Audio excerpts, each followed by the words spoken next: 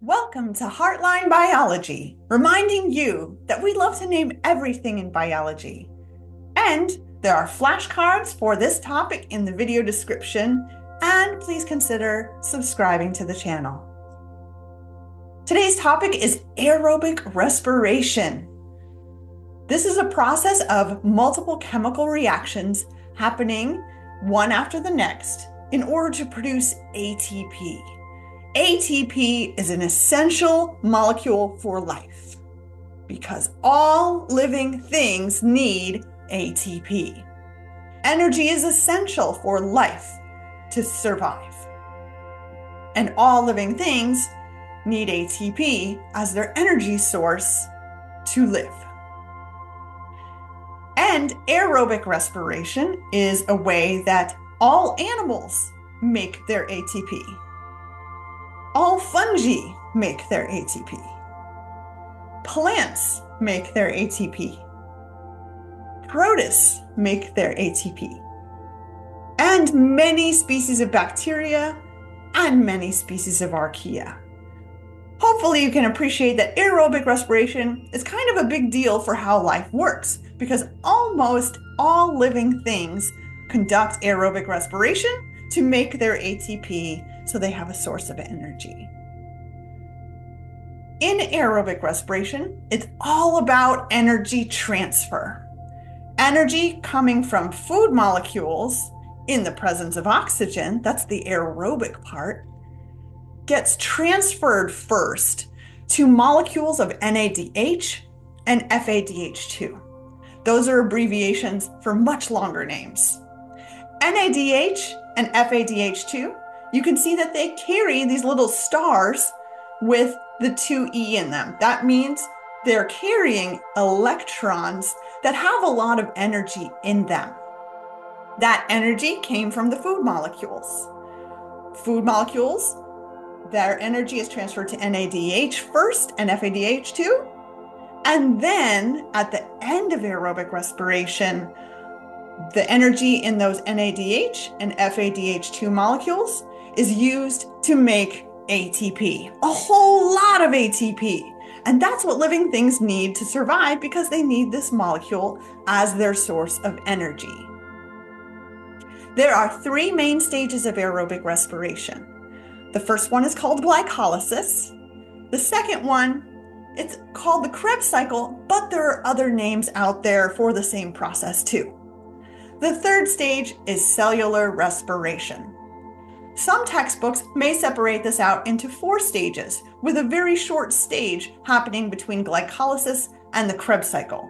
But for the purposes of this video, we're just going to roll that little step into the Kreb cycle.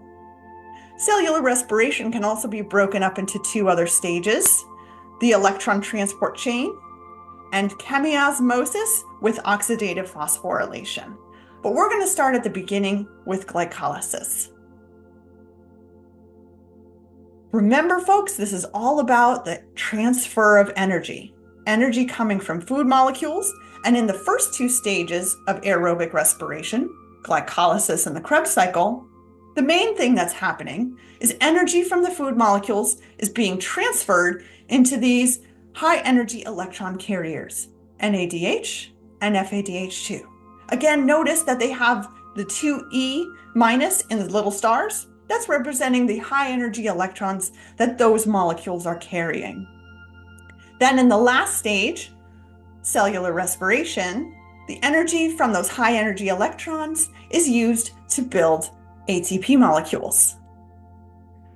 The first stage, glycolysis, is a series of chemical reactions, all of which are assisted by enzymes. It all starts with this molecule, glucose. Now, there are other types of food molecules that can be used, of course, but for simplicity purposes, we're going to stick with glucose for this process. Glucose undergoes a series of reactions where it is broken down little by little, and some of its energy is extracted through multiple chemical reactions. So these big blobs coming in represent enzymes that are changing The molecule, it broke apart glucose into two smaller pieces. Now we're starting to see some of those NADH molecules being produced, and also a tiny bit of ATP is made as well. The other main thing I want you to notice is what glucose becomes at the end of glycolysis. It becomes these 2-pyruvate molecules. Those are going to become important in the next stage. We are still here in this first part of the process of energy transfer, where energy is transferred from food molecules into the high energy electron carrier molecules, NADH and FADH2. We saw a little bit of NADH being produced in glycolysis, and we actually saw a little ATP being made there as well. The rest of these high energy electron carriers are going to be made in the Kreb cycle. And then ultimately, after all those electron carriers are made, the energy in them is going to be used to make ATP in cellular respiration. Let's look at the Kreb cycle. It's not too dissimilar from glycolysis in that it's just a series of chemical reactions. Starting with the 2-pyruvate molecules that were produced in glycolysis, and there's going to be a whole bunch of cofactors involved as well. Through this series of chemical reactions, there's going to be a lot of enzymes involved. It's going to ultimately produce a lot of those NADH and FADH2 molecules. Also notice carbon dioxide is being produced. That carbon dioxide comes from the glucose molecule. That's where glucose gets fully broken down into carbon dioxide. The energy, however, is transferred into NADH and FADH2.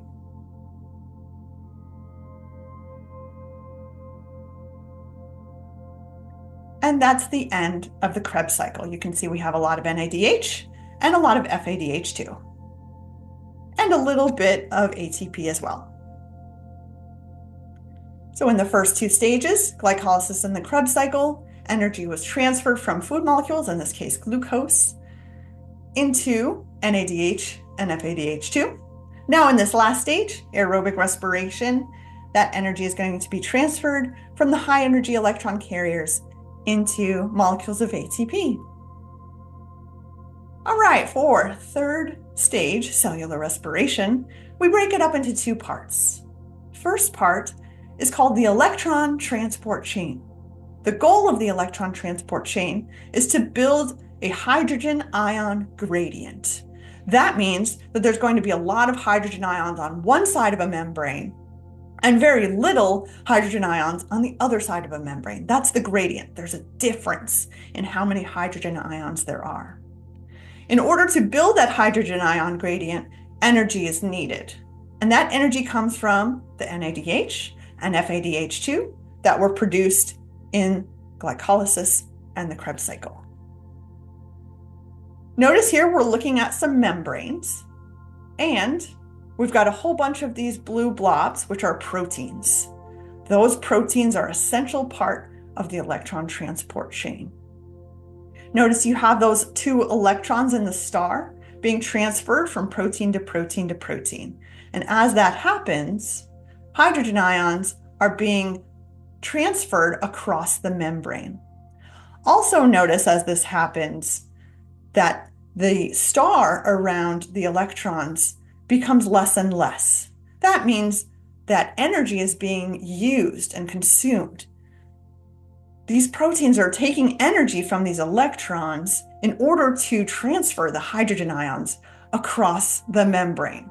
So as the electrons go through the electron transport chain, by the time they get to the end, most of their energy has been removed.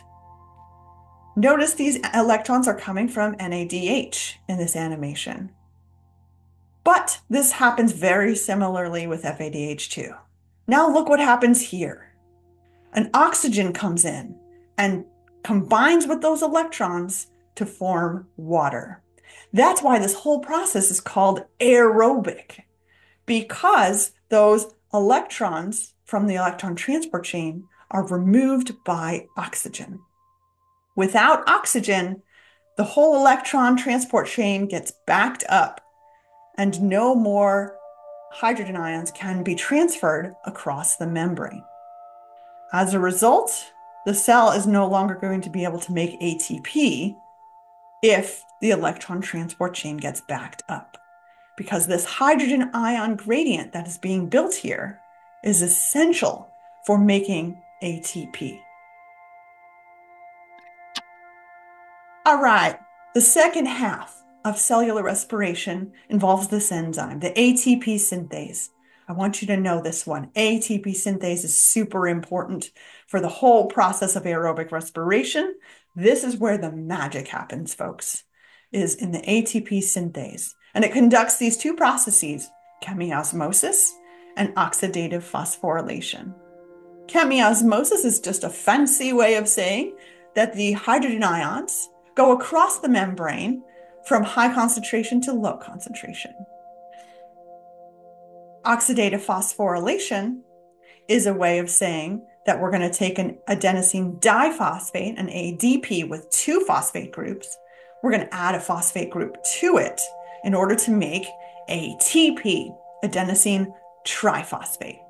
And that's going to be done harnessing the energy that came from the hydrogen ion gradient. Let's watch ATP synthase in action. Notice the hydrogen ions are coming from where the electron transport chain built a high gradient. That high gradient needs to be there in order for the ATP synthase to do its job. The hydrogen ions go from high concentration to low concentration. They go through the ATP synthase, and there's energy in the movement of those hydrogen ions. When those hydrogen ions cross the ATP synthase, enough energy becomes available to transfer to ADP in a phosphate group to form ATP. So, in this whole process, in stage 3 of cellular respiration, the electron transport chain works to build the hydrogen ion gradient, and then ATP synthase uses that hydrogen ion gradient to build ATP. And that's aerobic respiration, folks.